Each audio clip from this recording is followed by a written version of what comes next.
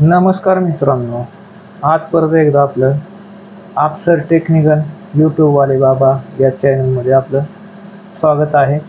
तर आज आपण सरसकट कर्जमाफी याविषयी बोलणार आहोत. तर अजितदादा पवार साहेब अर्थमंत्री यांनी ही घोषणा केलेली आहे, सरसकट शेतकऱ्यांचे कर्जमाफी होणार आहे. तर आपण या व्हिडिओच्या माध्यमातून समजून घेणार आहोत. आता मी एक व्हिडिओ चालवणार आहे अजित पवार साहेबांचा. तर त्या व्हिडिओच्या माध्यमातून तुम्हाला सर्व माहिती समजणार आहे. तर आपण या चॅनलला सबस्क्राईब केलं नसेल तर सबस्क्राईब करून घ्या आणि लाईक करत राहा, कमेंट करत राहा. कारण कमेंट केलं की आम्हाला कळतं कुठल्या ह्याच्याविषयी व्हिडिओ बनवायचा आहे. आणि तुम्ही आम्हाला जास्त प्रोत्साहन येतं तुम्ही कमेंट केल्यानंतर, लाईक केल्यानंतर. तर आपण असं सपोर्ट करा. तर पाहूयात आपण या व्हिडिओच्या माध्यमातून. आजपर्यंत राजकीय जीवनामध्ये गेले 34 वर्ष काम करतोय. 34 वर्षाच्या राजकीय जीवनामध्ये खासदारकीपासून सुरुवात केली आणि आता उपमुख्यमंत्री पदापर्यंत अनेक पदं भूषवली. पण अनेक सरकारमध्ये काम केले, अनेक वेगवेगळे सरकारी कार्यक्रम देखील बघितले, जनतेच्या बद्दलचे कार्यक्रम बघितले.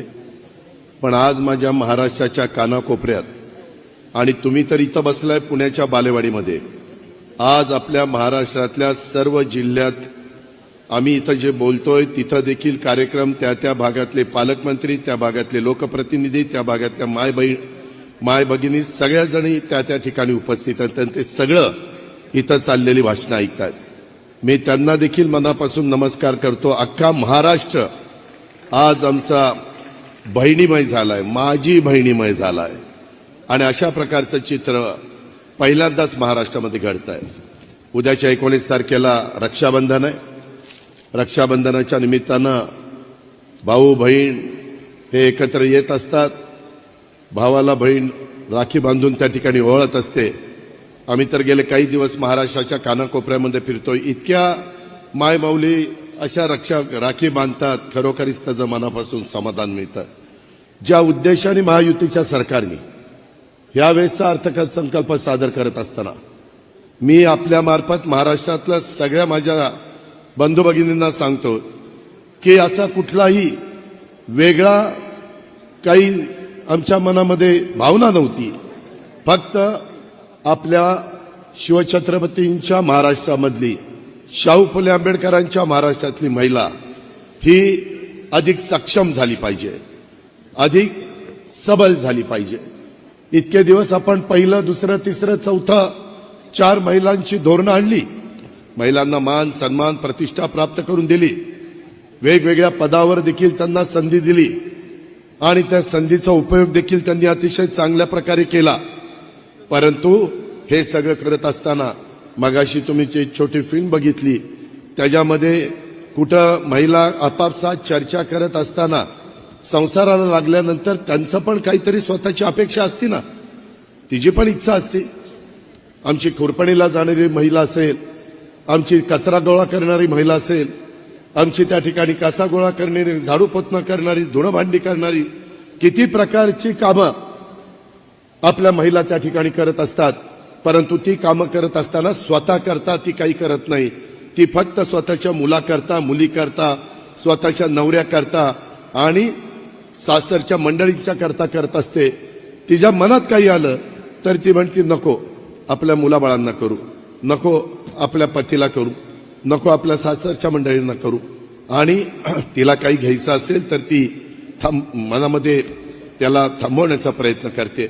आणि हेच कुठंतरी मुख्यमंत्र्यांनी, आम्ही दोन्ही उपमुख्यमंत्र्यांनी, मंत्रिमंडळातल्या सगळ्यांच्या लक्षात आलं होतं काय करता येईल.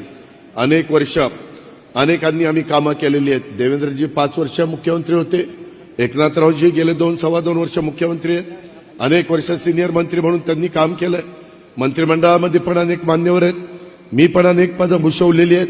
10व्यांदा यंदा अर्थसंकल्प सादर केलाय. विरोधक कारण नसताना टीका टिप्पणी करतात. पहिल्यांदा काय म्हणाले, अरे ही माझी लाडकी बहीण योजना आणली, परंतु भावांकडे तर ह्यांचं लक्षच नाही. अरे शहाण्यांनो, कोणी सांगितलं तुम्हाला भावांकडे लक्ष नाही? भावांच्याकडे लक्ष दिलंय. 3, 5, 7.5 हॉर्सपॉवरच्या मोटारला भावांच्या करता संपूर्ण वीज माफी. इथून पुढे त्यांनी वीज बिल भरायचं नाही. कोण तुमचं वीज बिल तोडणार नाही. माझ्या महाराष्ट्रातल्या बळीराजाला सांगायचंय, एकही आमचा लाईनमन येणार नाही आणि तुमचं 3, 5, 7.5चं बिल भरलं नाही म्हणून कनेक्शन तोडणार नाही. हे भावांकरता नाही केलं. दुधाचा धंदा अडचणीत आलेला आहे. दुधाचे दर कमी आहेत. लिटरला 5 रुपये जास्त अनुदान सरकार देत नाही. हे भावांच्या व्यवसायाला आमची मदत नाहीये. त्याच्यामध्ये युवक युवती त्यांना प्रशिक्षणार्थी करता वेतन सुरू केलं का, तर त्यांनी स्वतःच्या पायावर उभं राहण्याच्या करता काही व्यवसाय केला पाहिजे. परंतु ते शिक्षण तर दिलं पाहिजे. अहो, प्रशिक्षण आम्ही देतोय आणि ते प्रशिक्षण घेताय म्हणून वेतन आम्ही देतोय, असं फार क्वचित बघायला मिळतं. परंतु हे सरकार सर्वसामान्य जनतेचं सरकार आहे. हे शेवटच्या माणसाचा चांद्यापासून बांध्यापर्यंत सगळ्यांचा विचार करणारं सरकार आहे. आणि त्याच्यातून ह्या चांगल्या चांगल्या योजना आणलेल्या आहेत. आता ह्या योजनेला पहिला तर विरोध केला. काही जण कोर्टात गेले, कोर्टात पण टिकलं नाही. आता तर महिला चांगल्या प्रतिसाद द्यायला लागल्यात. त्यांच्या चेहऱ्यावर एक हसू दिसायला लागलंय, आनंद दिसायला लागलाय, समाधान दिसायला लागलंय. मग काय करायचं म्हणले, हे काही पुढं नाहीये, हे तात्पुरतं आहे. मी राज्याच्या मुख्यमंत्री, उपमुख्यमंत्री आणि आमच्या सगळ्या सहकाऱ्यांच्या साक्षीनं सांगतो, हे आता अजून आमचे 5 महिने या सरकारचे आहेत. हे 5 महिने तर तुम्हाला जवळपास 5 महिन्याचे 7,500 रुपये मिळतीलच. परंतु माय माऊलींनो, बहिणींनो, मुलींनो, पुढेही आपल्याला सातत्य टिकवायचंय. ते तुमच्या हातात आहे. हे सातत्य टिकवत असताना तुम्ही पुढच्या पंचवार्षिकला पुन्हा महायुतीला त्या ठिकाणी पाठबळ द्या. पुन्हा तुम्ही आम्हाला संधी द्या. पुढच्या 5 वर्षात तुमच्याकडं 90,000 रुपये 5 वर्षामध्ये देण्याचं काम आम्ही सगळेजण करून देतो. आम्ही कामाची माणसं आहेत. आम्ही शब्दाचे पक्के आहोत. आम्ही वेळ मारून देणारे नाहीये. जे बोलतो ते करतो, हे सगळ्या महाराष्ट्राला माहिती आहे. आणि त्याच्यामुळं आज विरोधक जे सांगतायत, आता टीका बंद केली तरी काही मधून अधून काहीतरी त्यांना सुचतच असतं. त्याच्याकडे दुर्लक्ष करा. लोकसभेच्या निवडणुकीच्या निमित्तानं पण असंच काहीतरी थातूर मातूर काहीतरी खोटं नाटक सांगितलं. संविधान बदलणार, आणखीन काही करणार, अमुक करणार, तमुक करणार, आणि त्याच्यातनं एक वेगळा नेरेटिव्ह सेट करण्याचा प्रयत्न केला.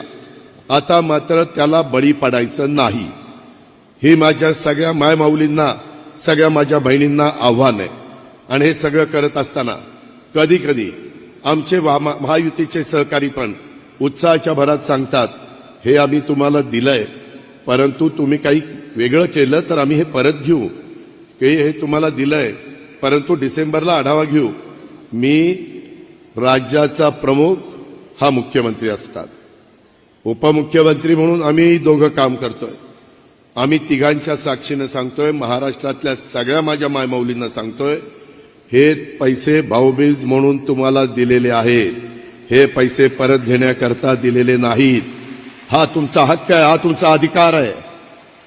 आणि त्यामुळं कुणी काही वेगळं बोलत असतील तर त्याच्यावर विश्वास ठेवू नका.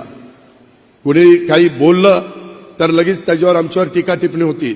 सरळ त्यांना सांगा, आम्हाला त्या दिवशी तिघाही भावांनी सांगितलंय, कुणी आम्हाला दिलेलं काही आमचं काढून घेऊ शकत नाही.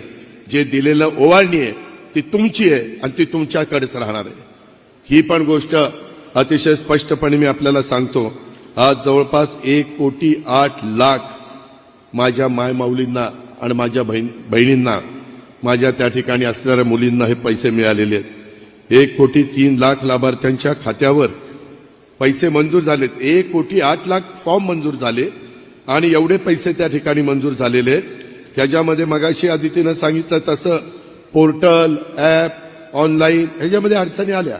पहिल्यांदा इंग्लिश फॉर्म भरायचा का मराठी भरायचा, आता इंग्लिश नाही भरला, मराठी भरला तर मिळणारच नाही. आम्ही तुम्हाला मदत करण्याच्या करता, देण्याच्या करता, माझ्या माय माऊलींना त्या ठिकाणी त्यांना सबल करण्याच्या करता ह्या योजना घेतल्यात. त्याच्यामुळे हे जे काही सांगतायत ह्याच्यावर अजिबात विश्वास ठेवू नका. आज ज्या प्रचंड संख्येने तिथं उपस्थित आहात, थोडीशी आमची अडचण झाली. मुख्यमंत्र्यांची इच्छा होती असा खुल्या मैदानामध्ये हा कार्यक्रम घ्यायचा, परंतु कधी अचानक पाऊस आल्यानंतर अडचण येते. त्याच्यामुळे थोडी वेगवेगळे अशा प्रकारचे आपण 1 नंबर 2 नंबर 3 नंबर असे हँगर उभे केलेत. तिकडं पण महिला बघतायत, महाराष्ट्रात सगळीकडे महिला बघतायत. आणि ह्या निमित्तानं आपण आपली काळजी घ्या, त्याचा चांगला विनियोग करा.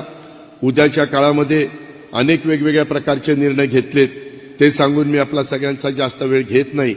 परंतु आजपर्यंतच्या ज्या ज्या काही गोष्टी आमच्या राजकीय जीवनामध्ये आम्ही केल्या, त्याच्यामध्ये सगळ्यात आनंदाचा दिवस कोणता असेल तर तो आजचा दिवस आहे. कारण आमच्या 1 कोटीच्या पेक्षा जास्त महिलांच्या अकाउंटला आमची ओवाळणी ही पोचलेली आहे. आणि पुढेही ह्याचं सातत्य टिकणार आहे, ह्याचं सातत्य राहणार आहे.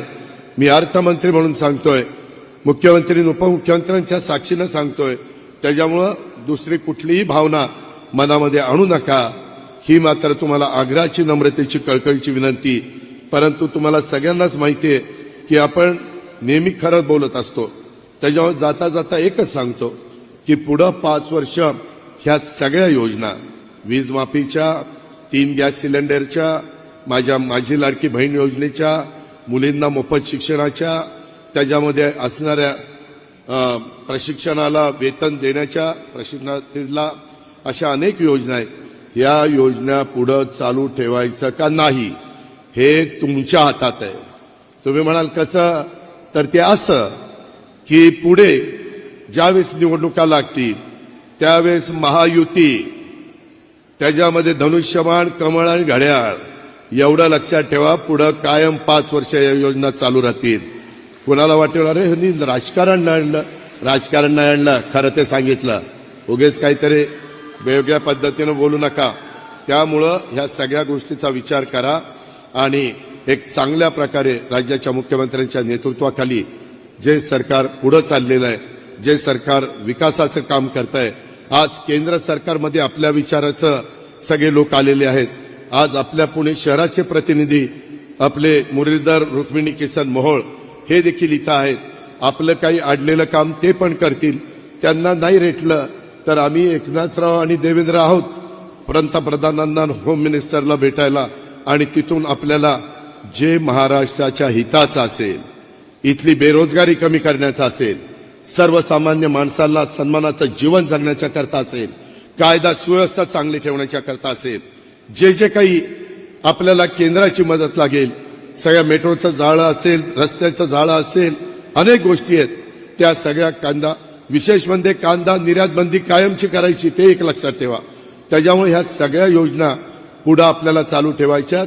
त्याकरता केंद्राच्याच विचाराचं सरकार राज्यामध्ये आलं पाहिजे, म्हणजेच महायुतीचं आलं पाहिजे, असंच सांगतो. पुन्हा एकदा माझ्या माऊलींना लाख लाख धन्यवाद देतो. त्यांना मनापासून त्यांचे आभार मानतो आणि आपल्या सगळ्यांची रजा घेतो. जय हिंद, जय महाराष्ट्र.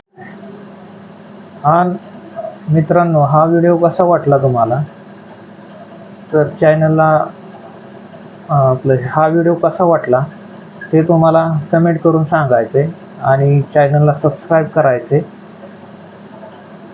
आणि येणारे नवीन नवीन अपडेट्स मी तुमच्यापर्यंत व्हिडिओच्या माध्यमातून पोहोचवणार आहे. तरी आपण चॅनलला सबस्क्राईब करून घ्यावं, लाईक शेअर करा, नक्कीच करा. धन्यवाद.